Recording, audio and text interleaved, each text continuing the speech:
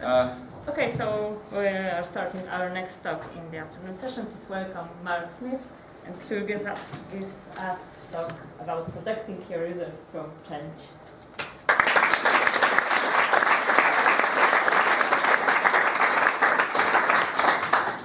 Hello everybody, thank you for coming. I have a habit when I have to shout of gradually getting quieter and quieter, so if I do start to do that, could you wave at me from the back or something to indicate that I need to start shouting again?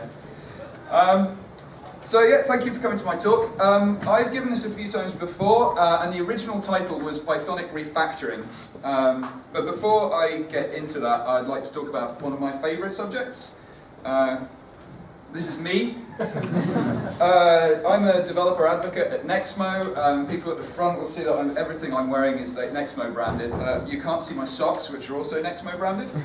And I run Edinburgh's Python user group, and I'm GD2K on almost anything online.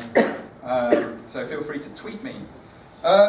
So what I do at Nexmo in the developer relations team is I develop the client libraries for our APIs. We have APIs for telecommunications, SMS messages and voice messaging. I develop the client libraries in Python, Java, and I've got an unofficial one on the go in Go.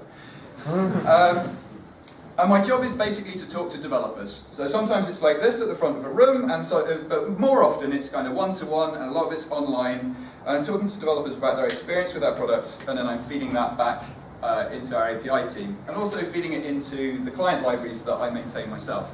So I spend quite a lot of time finding out and thinking about what makes developers happy in terms of using our products, and especially in terms of the effect that I can have directly with the code that I write.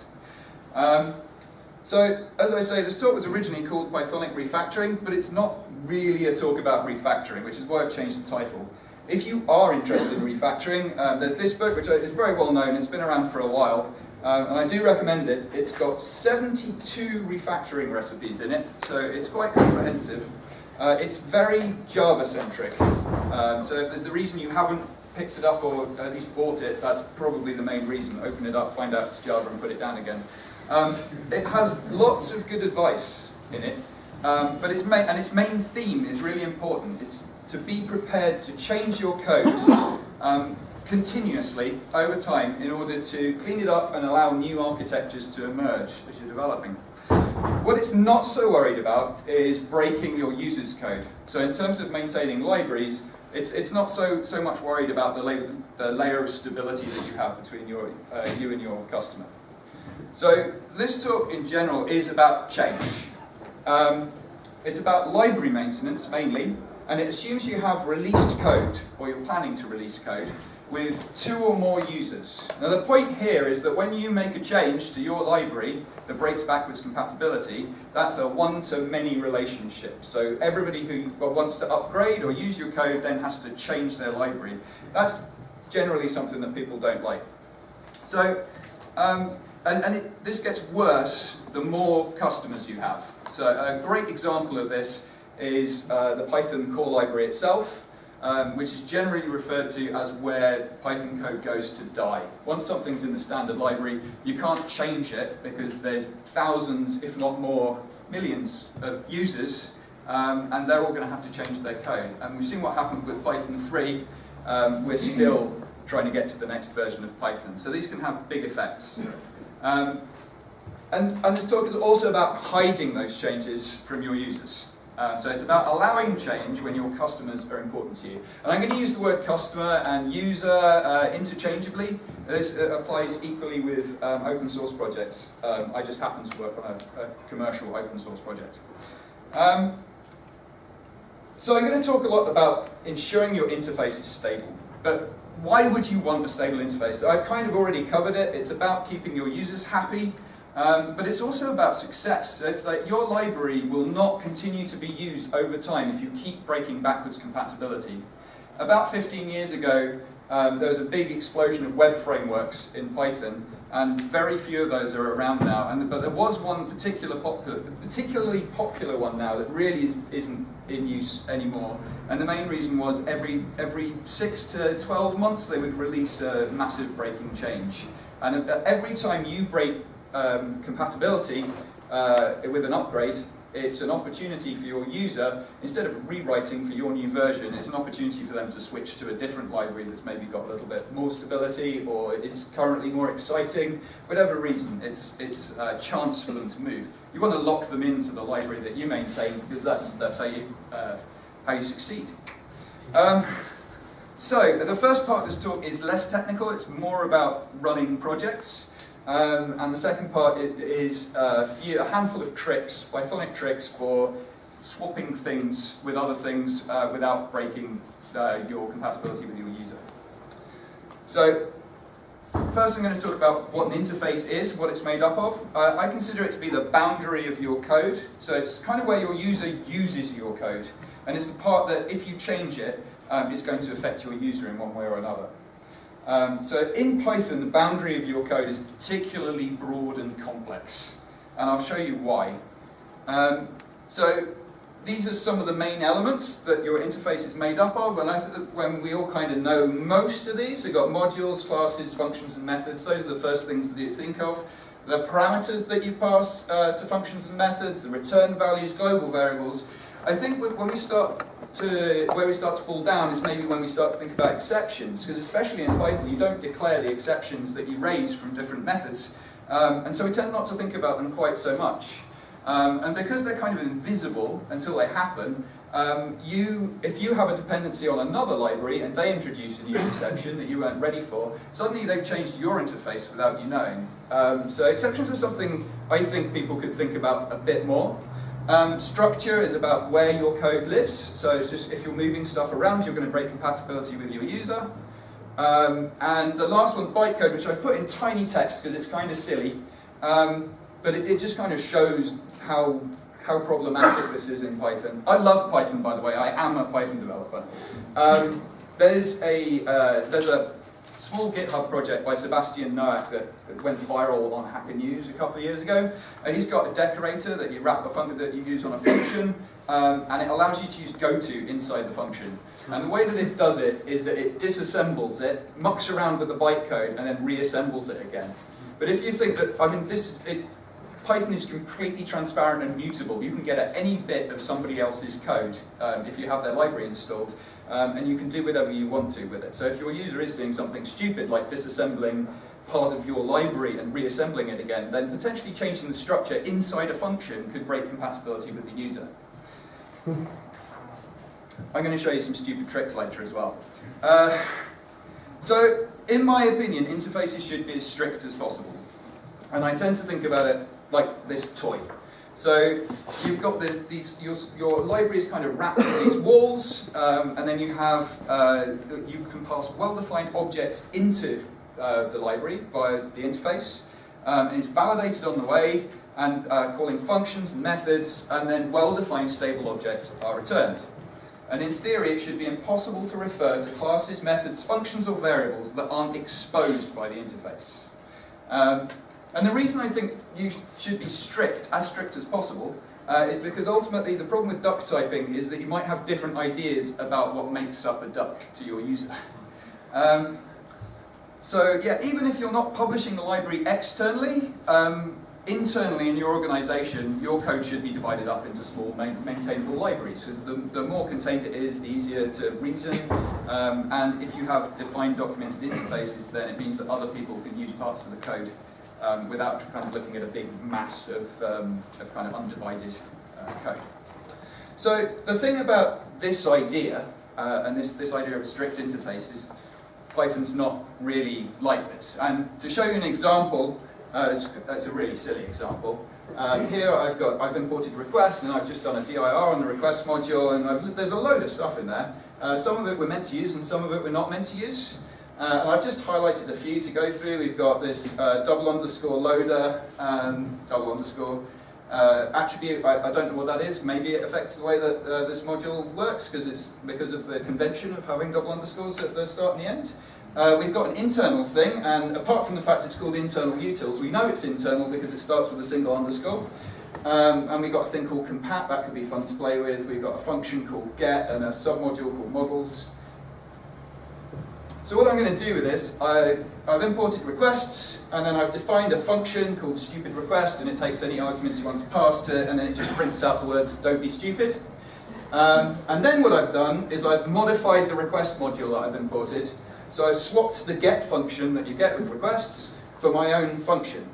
And now anywhere else in my process where I import requests, I get the same cached request module that was loaded before and then modified, and then I can call get, and it doesn't do what we wanted it to do. Instead, it's printed out the words "don't be stupid." So that really demonstrates that what we would like is something sort of crunchy on the outside, soft on the inside, that kind of only gives you access to things on its own terms. And Python isn't really like that. Python is not crunchy on the outside and soft on the inside. It's just a pile of toys. It's a pile of Lego. You can take bits of Lego, you can take them apart, you can put them together a different way, and then put them back in the box. So what we really need to build is this idea of an interface. And the way that we do that is to make our interface knowable. So we've talked about the fact that you can't protect your code from your users. So how do we build a relationship with our users that helps them to not step inside the boundaries of our code? And we get a few things with Python for free, essentially conventions. So the first convention is the underscore prefix. So any experienced Python developer in the room will know about this. So we've got a class, and I've got a private method here. We know it's private because it starts with a single underscore. From the outside, I can still call it. Nothing's changed, but I know that I shouldn't because it starts with a single underscore. What you sometimes find with less experienced developers' code when they're newer to Python is that at some point they've discovered that if you stick a double underscore at the start, it hides the method. The method becomes private. And that's not what this was designed for. This was designed to stop name clashes in class hierarchies. So you can still get at it. You notice this last line here, if you can read it, I can still call the method, but it's now prefixed by the class name and a single underscore. So it's not actually hidden. Well, it might be hidden, but it's not impossible to call it. So again, you shouldn't use this for making things private. You should use this to stop name conflicts in class hierarchies. Don't use them to create private attributes. And finally, in terms of structure, something we can do that's pretty cheap is to implement our code in a private submodule, and then we import the public interface, the classes and methods that make our public interface, into a top-level public module. That's the thing that the user sees. And the great thing about this is then if they run dir on that top-level module, all they see is the stuff that they're supposed to be playing with. And they have to go a bit further to start to sort of dig into the code that you don't really want them to see. And if you call that internal submodule, if you start that name with a single underscore, you're giving them even more of an indication that that's not an area of the code that they're meant to be using unless they're actually editing your library.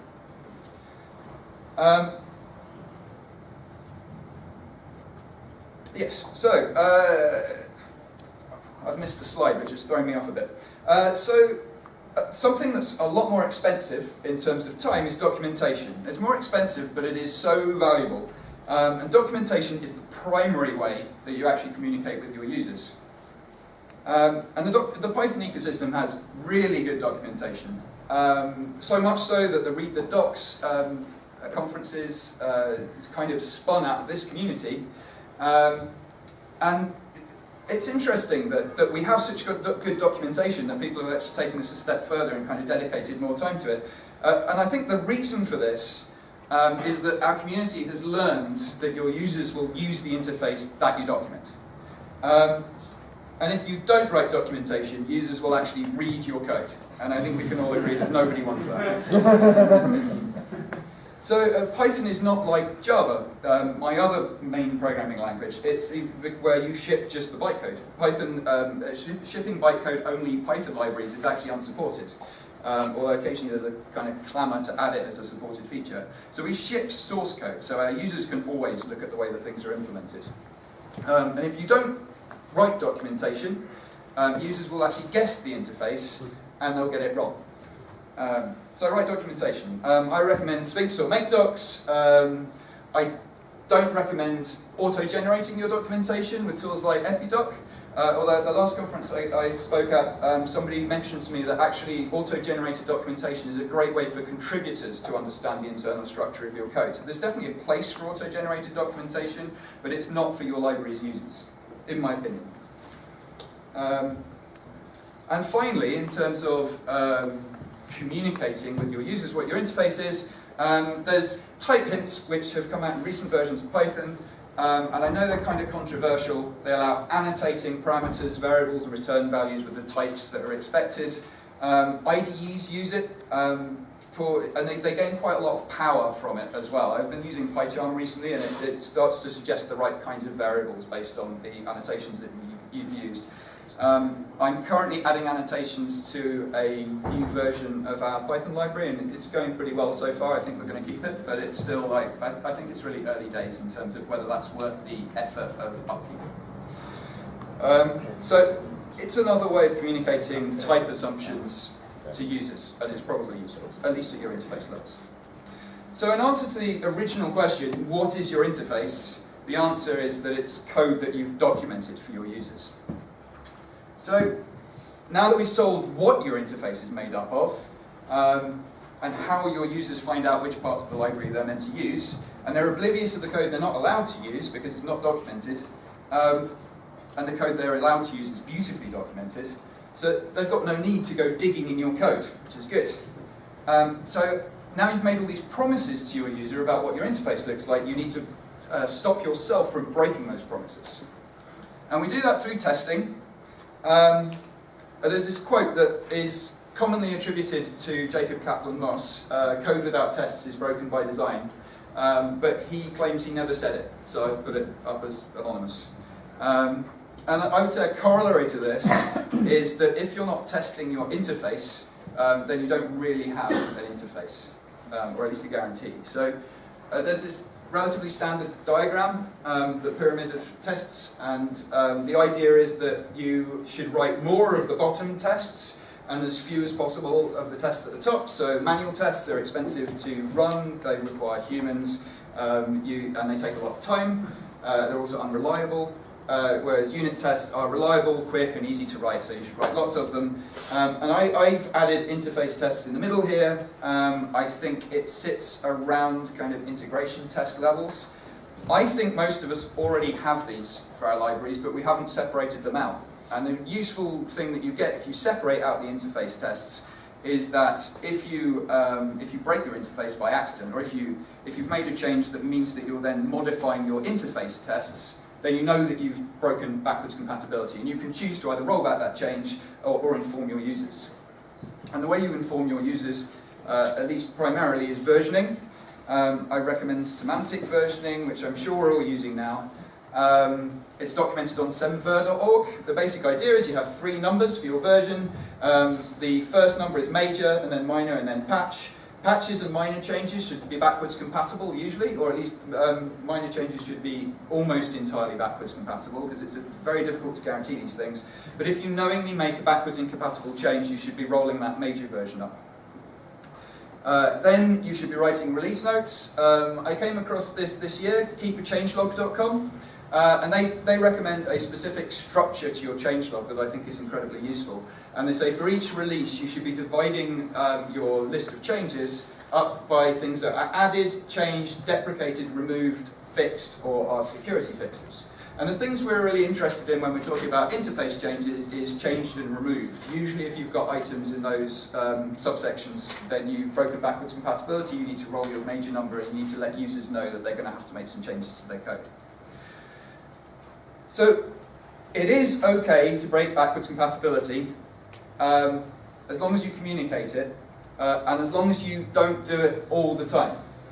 So I usually try to bundle up backwards incompatible changes into a single release, so it's not necessarily a big release, but at least the user will only have to go into their code and make changes to upgrade once, even though it's in a few places, rather than kind of drip feeding changes all the time, which is a bad idea. And in general, you can keep compatibility by adding and deprecating things rather than modifying things that already exist. So when you deprecate things, use the warnings module with the deprecation warning. and then users can see things that they're using that you want them to stop using if they run Python with the WD flag. Oh yes, and have a deprecation policy. I quite like Django's, although it doesn't really fit in with the whole semantic versioning thing. They say that anything that they deprecate will disappear in the next major release. So whatever your policy is, have a deprecation policy so that your users kind of know the timescale that they should be removing code that uses deprecated functionality. And the boring thing here really is, what I'm saying is good engineering practices protect your users from change.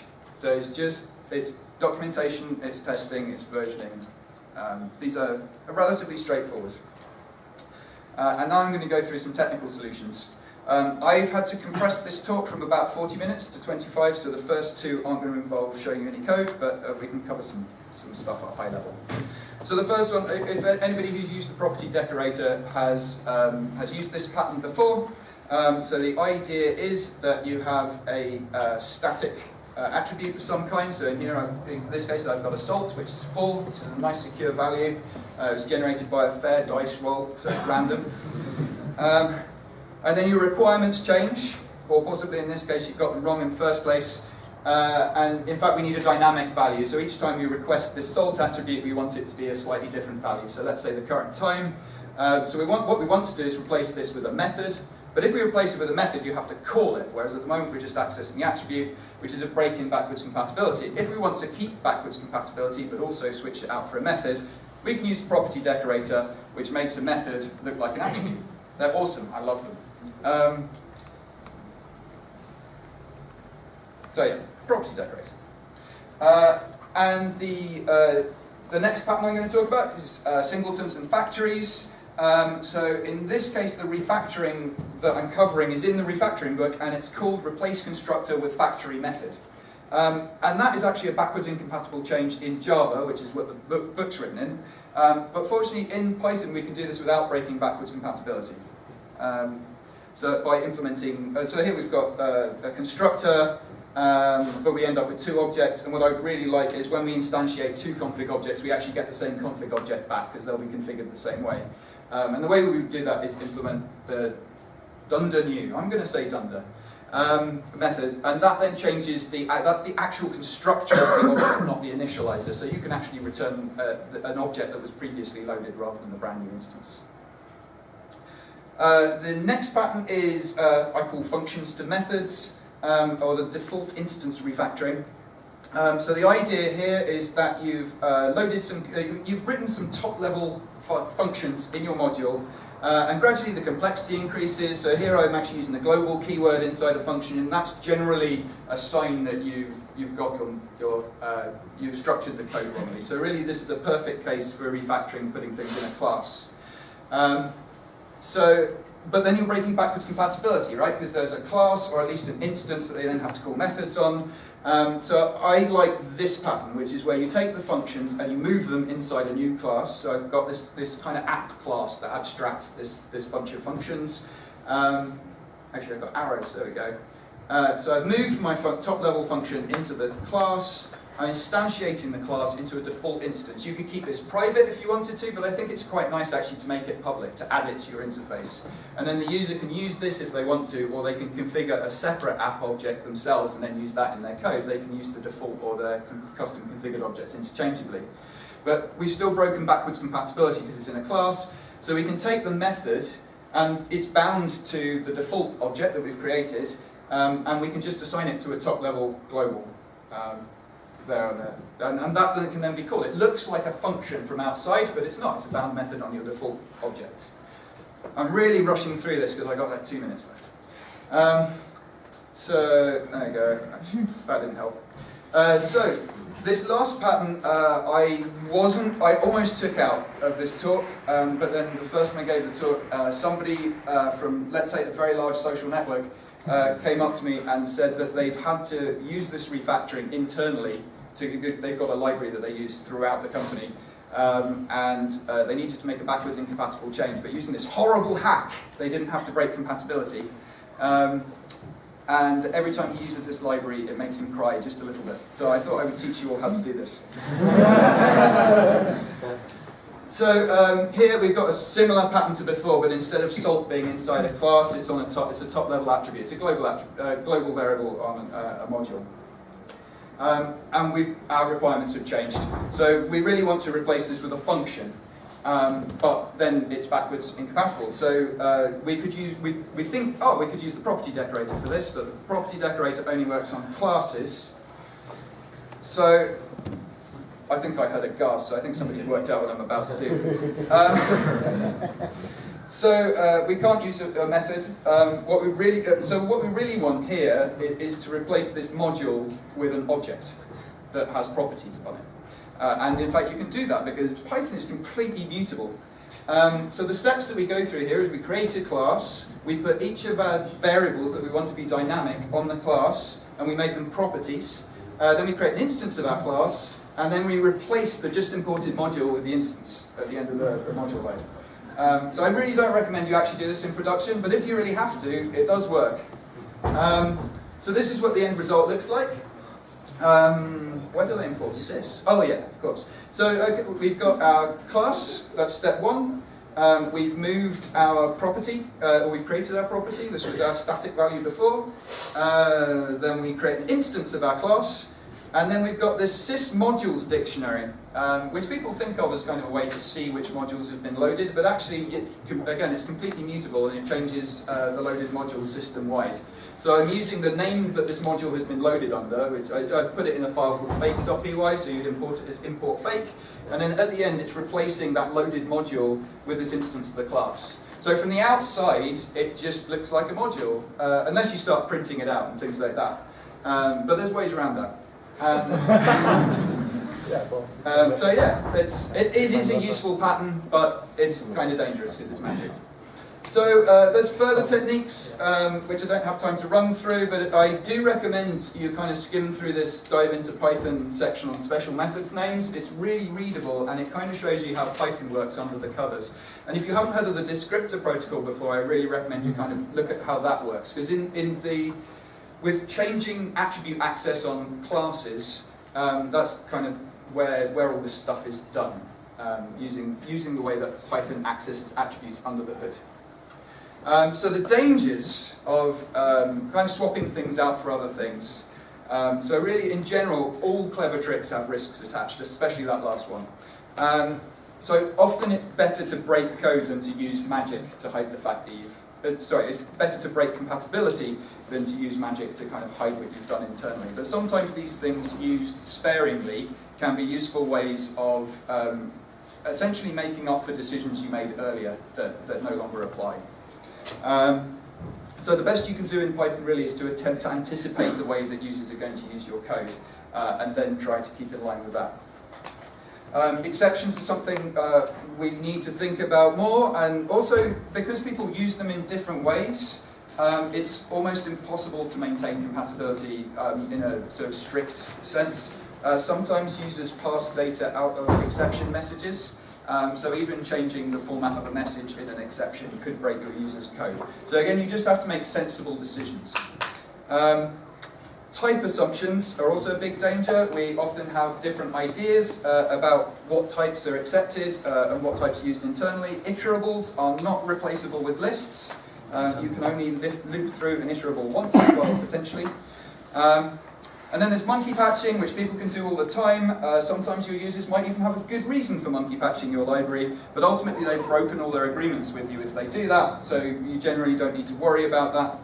And finally, there's no silver bullet. Ultimately, you will break client code, sometimes without meaning to, so it's really a best endeavours thing. But the tips for maintaining a strong and stable library are ultimately to know your interface, to document it, to test it, have a deprecation plan, and sometimes know a few tricks for swapping things with other things, but keeping the interface the same. So, thank you very much.